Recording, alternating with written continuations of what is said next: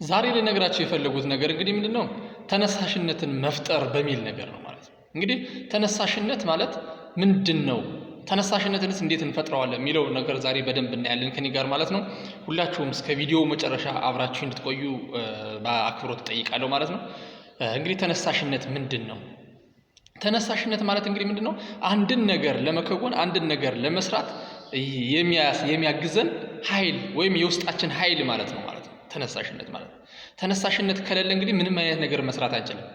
ተነሳሽነት ምንም ነገር ለመፈጸም ምንም ነገር ለመስራት የሚያገለግለን ትልቅ ኃይል ነው ማለት ነው። ብዙ ሰዎች ተነሳሽነትን በማጣት ነው ወደ ኋላ ባክ የሚመለሱ ማለት ነው። ብዙ ነገሮችን ያስባሉ፣ ብዙ ነገሮችን ለመስራት ያቅዳሉ፣ ብዙ ነገር ያደርጋሉ። ነገር ግን ወደ ኋላ ይመለሳሉ ወይም ያቋርጣሉ። ይሄ ምንድነው የተነሳሽነት ማጣት ነው ማለት ነው።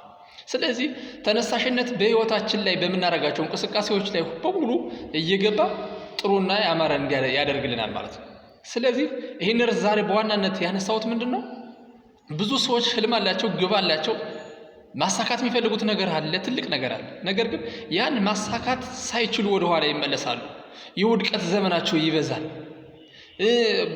በቀን ኮች አያረጉትም፣ መከታተል ያቅታቸዋል። እና ስለዚህ ይህንን ነገር ያሰቡበት ምክንያት ምንድነው ተነሳሽነትን ሲያገኝ አንድ ሰው ምን ያህል ርቀት እንደሚሄድና ህልሙን እንዴት ማሳካት እንዳለበት በደንብ ጠንቅቄ ስላወቅ ነው ማለት ነው።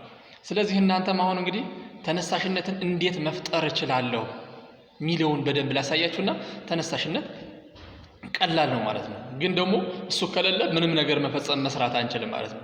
ስለዚህ ተነሳሽነትን እንዲኖረን የሚያደርጉ ነገሮች በሶስት ከፍዬ አሳያችኋለሁ። የመጀመሪያው ምንድነው ግባችን ግልጽ ሆኖ ሲቀመጥ ነው ተነሳሽነት የሚኖረው። ወይም ምንሰራው ስራ በግልጽ ሲታወቀለኛ በደንብ ያጭር ጊዜ፣ የመካከለኛ ጊዜ፣ የረጅም ጊዜ ብለን አቅደን ስናስቀምጠው ምን ይሆናል ማለት ነው ተነሳሽነታችን ይጨምራል። ግልጽ የሆነ ነገር ነው ያለው። ምንሰራው ግልጽ ነው፣ ምናደርገው ግልጽ ነው። የመጀመሪያውን እርምጃ እናውቀዋለን።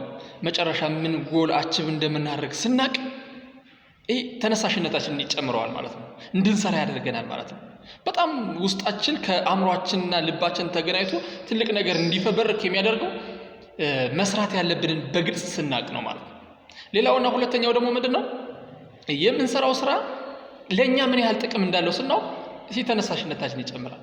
ምንድነው አሁን እኛ የምንሰራው ስራ ምንድነው ለኛ የሚያስገኘው ነገር፣ ጥቅሙ ምንድነው፣ ምን ይጠቅመናል፣ ይሄ ነገር ምናችንን ጎደሏችንን ይሞላልናል ብለን ስናስብ ይሄንን በደንብ ካወቅነ በኋላ ምን ያደርጋል ማለት ነው ተነሳሽነት ይጨምራል።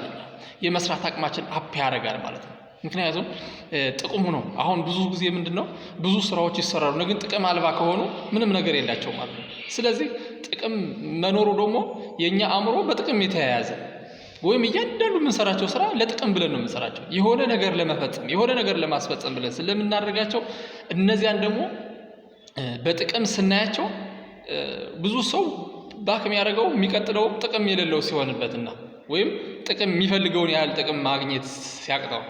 ስለዚህ እኛ ደግሞ ይህንን ነገር በደንብ ካወቅነ ጥቅሙ ምንድነው፣ ምን ጀምረው ነገር ምን ነገር ያስገኛል ብለን ጥቅሙን በደንብ የምናውቅ ከሆነ ልክ ተነሳሽነታችን እንደቀጠለ ይላል ማለት ነው። ስለዚህ ይህንን ነገር ማወቅ አለብን ማለት ነው። ተነሳሽነታችን እንዲኖረን ምን ያህል ጥቅም ይሰጠናል የሚለውን ነገር ማወቅ አለብን። ሌላውና ሶስተኛው ነገር ደግሞ ምንድነው በህብረተሰቡ ዘንዳ ምን ያህል ጥቅም ይሰጣል፣ ከኛ አልፎ ለሌሎቹ ምን ይጠቅማል የሚለውን ስናቅ እኛ የምንሰራው ስራ እኛ የምናደርገው ድርጊት ለህብረተሰቡ ምን አይነት ነገር ያስተላልፋል፣ ምን አይነት ህይወት ይቀየራል፣ የብዙ ሰዎችን ጎዶሎ የብዙ ሰዎችን ቤት የሚሞላ ከሆነ የኛ ተነሳሽነታችን ይጨምራል ማለት ነው። ምክንያቱም አንድ የምትወደው ጓደኛ ባንተ አነጋገር ባንተ ስራ ባንተ ፈጠራ ተጠቅሞ ካለበት ህይወት ወደ ከፍታ የሚወጣ ከሆነ ወይም ከያዘው ብዙ ከሚጎተቱት ነገሮች ወጥቶ ብዙ ነገሮችን መስራት የሚችል ከሆነ ይሄ ምን ያደርግልናል ማለት ነው የኛ ህይወት ትልቅ ነገር እየሰራ እንደሆነና በእኛ ህይወት ሰዎችን መቀየር እንደምንችል በእኛ ህይወት ብዙ ፈጠራዎችን አውጥተን ለዓለም የምናስተላልፈው ነገር ሲኖር ወይም ሰዎች ሲጠቀሙ ሲረኩ ስናያቸው ምን ይሆናል ማለት ነው የኛ ተነሳሽነት ይጨምራል። ይህንን ማየት ምንችል ምንድነው ስራውን ለመጀመር መጀመሪያ ምን ማድረግ አለብን? ስራውን ከመጀመራችን በፊት ይህንን በአእምሯችን ማየት አለብን። ይህንን በአእምሮ ለምሳሌ ለኔ እንግዲህ የመጀመሪያው ምንድነው ጥንቅቅ አድርጎ ማወቅ ምንድነው ምሰራው ነገር ምንድነው ልሰራ የፈለኩት? ከዚያስ መቼ አከናውነዋለሁ? እንዴት ይከናወናል? ከነማን ጋር የሚለውን ነገር በደንብ እናውቃለን ማለት ነው። ሁለተኛው ደግሞ ምንድነው የኛ ጥቅምስ ምንድነው? የሚጠቅመን ነገር ለኛ የሚሰጠን ሶርስ ምንድነው? ይህንን ከሰራን በኋላ ምንድነው ልናገኝ የሚችለው? በአእምሮ ደረጃ በተለያዩ ደረጃዎች ሊቀየረን የሚችል ነገር ምንድነው የሚለውን ነገር ስናቅ ነው። በፋይናንስ ደረጃ ምንድነው ሊቀየርልን የሚችለው የሚለውን ስናቅ ነው።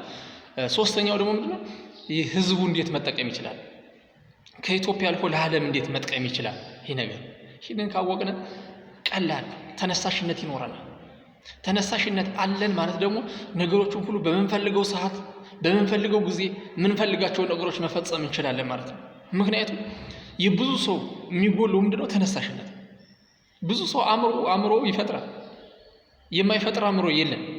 አዘጋጅቶ ካቆመው ወይም ለመፍጠር ዝግጁ ካደረገው አእምሮ ብዙ ነገሮችን አጥንቶ ካቀረበ ምንድነው ማንኛውም አእምሮ እኩል መፍጠር ይችላል። አንዱ አናሳ አንዱ የሆነ ነገር ተብሎ የተሰጠ አእምሮ የለም። ሚለያየን ግን ምንድነው የመሰልጠን ያለ መሰልጠን ጉዳይ ነው። አንዱ አጭር አንዱ ረጅም ህልም ያለው ምንድነው አንዱ ብዙዎችን ሰዎች ሪኮመንድ የሚያደርግ ህልም አለው፣ አንዱ ደግሞ ለራሱም የማይሆን ህልም ያለው ለምንድነው ብላችሁ ስታስቡ ምንድነው የመማር ያለ መማር ጉዳይ ነው። የማወቅ ያለ ማወቅ ጉዳይ ነው። የመሰልጠን ያለ መሰልጠን ጉዳይ ነው እንጂ ማንንም ሰው ከማንም ሰው አይለይም።